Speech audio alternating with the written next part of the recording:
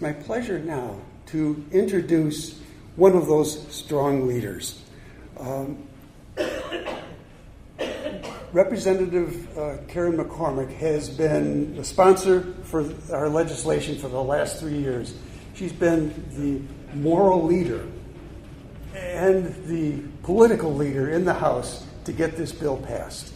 So on behalf of all the Coloradans who, in the not too distant future, are going to be getting health care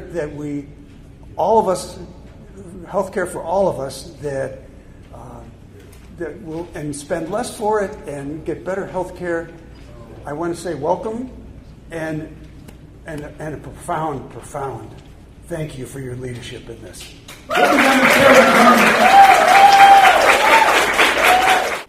Thank you, Bill, and thank you all very much. I told the people in charge of the agenda that I would set my timer and make sure that I kept you all on time.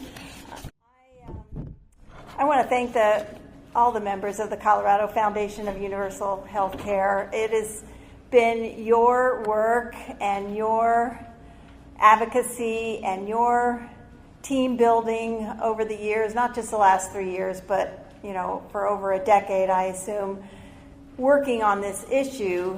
So thank you. I just feel honored to have been one of the people that could shepherd the idea forward. I have to thank my Senate sponsor as well, Senator Marchman, and my colleague in the House, Representative Andy Basnecker, for sticking with us these last 3 years. We knew that this needed to get through. We knew it was the logical thing to do, and we just kept trying. And we knew the governor was with us on this one, even though I got two bills vetoed in the same week this year, which has never happened before. But that's another story.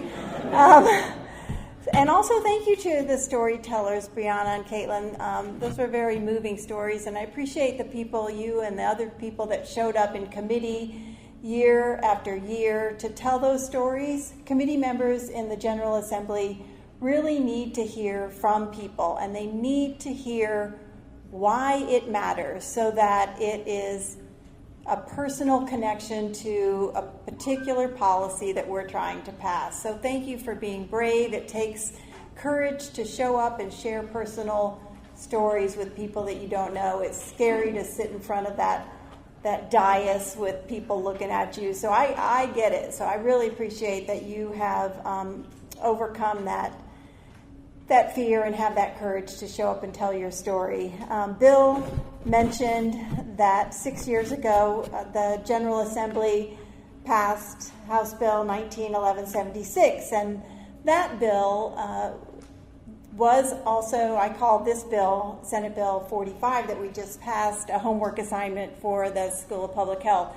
That bill 6 years ago was also that, but it was a really big picture of a potential system to compare kind of what the cost savings might be over time. And it did show that across all healthcare expenditures, we could potentially save $500 million to almost $4 billion in the first year, and over $5 billion by the 10th year of a universal payment system in Colorado. It also showed that we could potentially pay providers double to 250% of what they were receiving, which is incredible for the hard work that our providers do. And as we heard, the administrative time that they spend not with patients.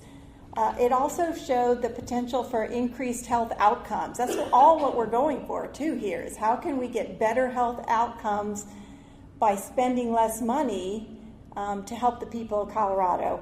And it showed that we could potentially cover everybody in our state. And so I call that the 60,000-foot look at the systems. And so we also mentioned Amendment 69 from 2016, which was a bill with an aspirational idea.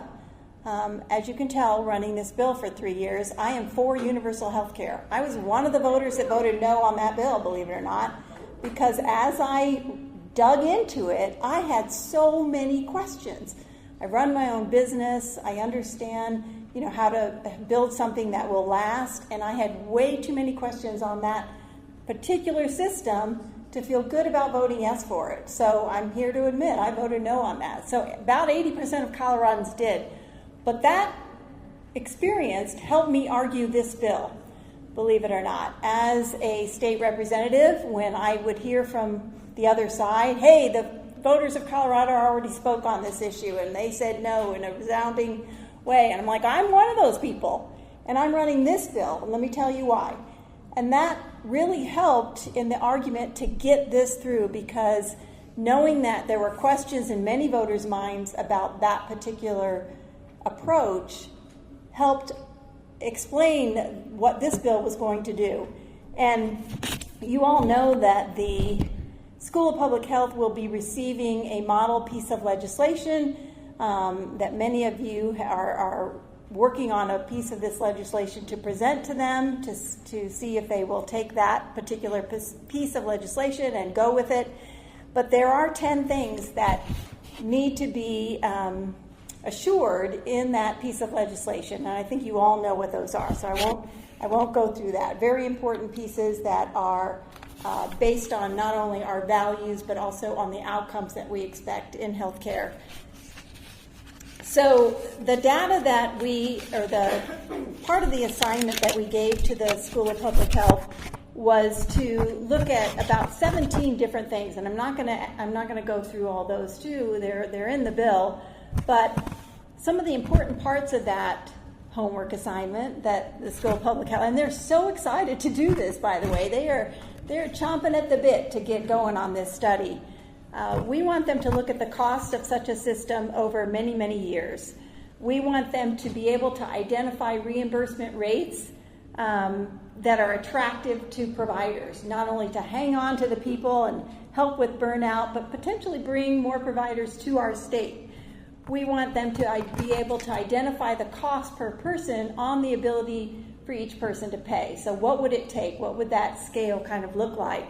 We want them to make sure that our model aligns with the benefits required by the federal and state law that we've already passed. And we want to make sure that they look at the impact on our healthcare facilities, private health insurance, and those companies, and the Colorado Option Plan. We really want them to look at the whole picture and bring back to us what they see those effects might be, those impacts. We want them to consider ERISA plans and what the impact on those, and how would we fold ERISA plans into this whole payment system. And also the impact on the cost and development of specialty pharmaceuticals, and what the price of all medications might be for us. What will be the impact? So these are important details that are in the questions, are in the minds of voters if we are to bring forth another ballot initiative, whether it be through a legislative referred ballot initiative or a citizen initiative. We want to be ready to answer those questions this next time around. The bill also creates a collaborative, which many of you know about, that is a kind of a side advisory group to the Colorado School of Public Health. We wanted to make sure that the school was autonomous in their ability to do this work, to have a report, that nobody was going to vote on the report. The advisory group is just there to truly advise the School of Public Health officials when they need a little feedback on, is this kind of what you were thinking, or we're running into this issue, we want to talk about it. So that group will represent a variety of perspectives and voices across the healthcare system. And again, those 20 positions are listed in the bill.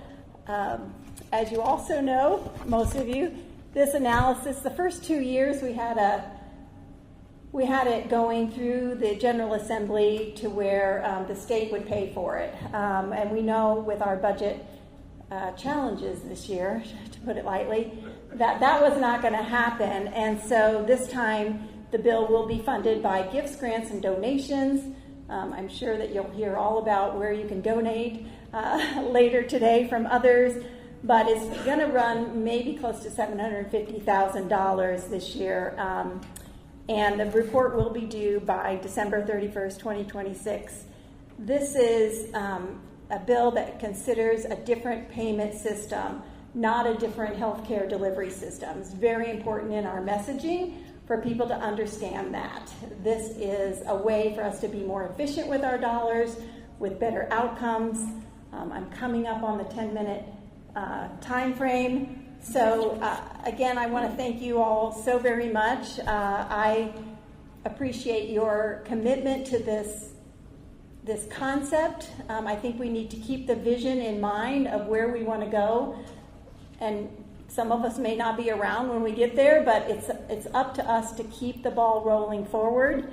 And I do appreciate this day being Flag Day and no King's Day, because we've been rejecting kings since 1776, and we're going to keep doing it. So thank you very much.